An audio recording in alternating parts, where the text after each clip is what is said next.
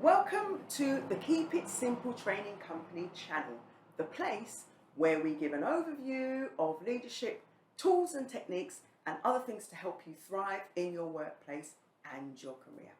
So today I'm going to talk about management and leadership. So, what is management?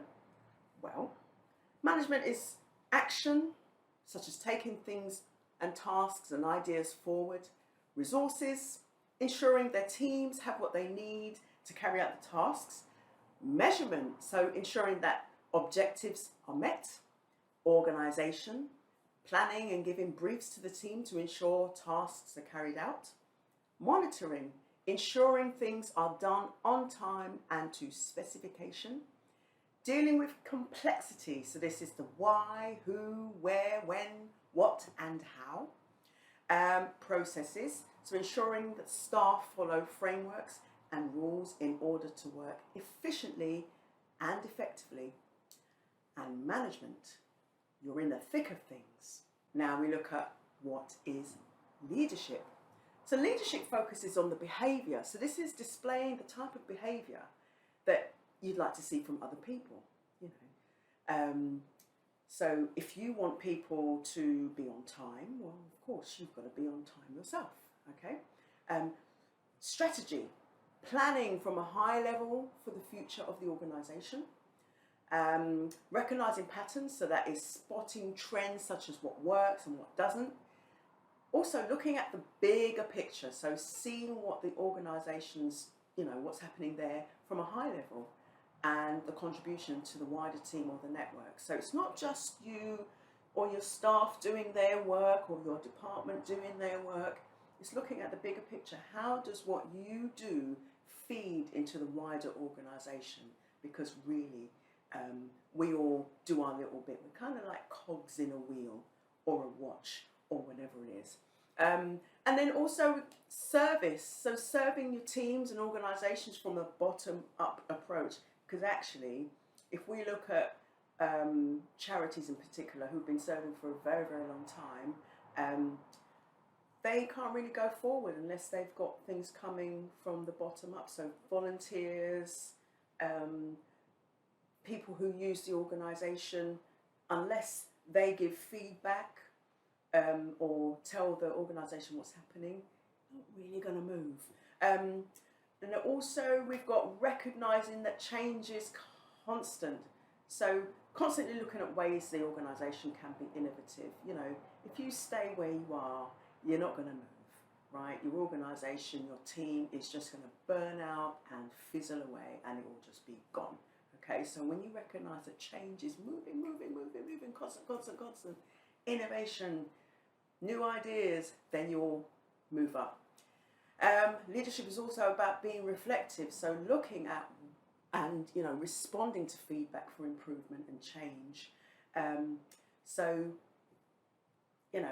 As I mentioned before, feedback is so important because it will help you to become better, it will help you to improve, it will help you to be innovative and all of those things. And great thing about leadership, we ask fun questions. Now, there is a part where management and leadership cross over. So when you've got things like, interpersonal relationships, so it's important when you've got interpersonal relationships, you're working with people, you're getting along with others, you've got to get things done. When you're working together and supporting each other's, that's when things start to happen. Also, when it comes to interpersonal relationship, respecting each other's views and opinions really does matter. Networking, or networks, so forming your trust, helping and connecting with others and sharing ideas, it works towards the achievement of goals, because that's what we're here for ultimately.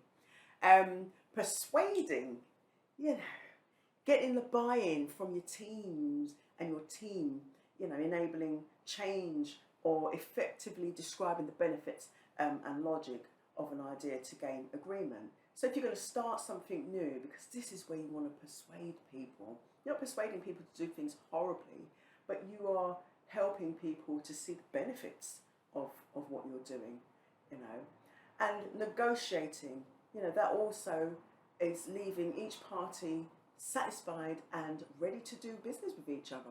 Then you've got influence, so bringing people around to your way of thinking about a certain topic without force or coercion, whilst acknowledging their opinions. So when we talk about influence and all of these things where management and leadership cross over, it's always to do with positivity. Okay, if you want to go into leadership and be mean, it's not for you. Okay, effective leaders, you know, you get the best out of your team, and people want to do things for you and with you at the drop of a hat. And then the last one I've got here is emotional intelligence. So this is about understanding and managing your own emotions and those of the people around you. So when all about you, as they say, are losing their heads, you keep yours. Even when it's sometimes difficult to keep yours, you know, understand that your reactions or actions affect others, and other people's actions affect other people as well. So it's helping yourself and other people to keep your emotions in check. When you go home or you're on your own in a safe place, you can fall apart as much as you like.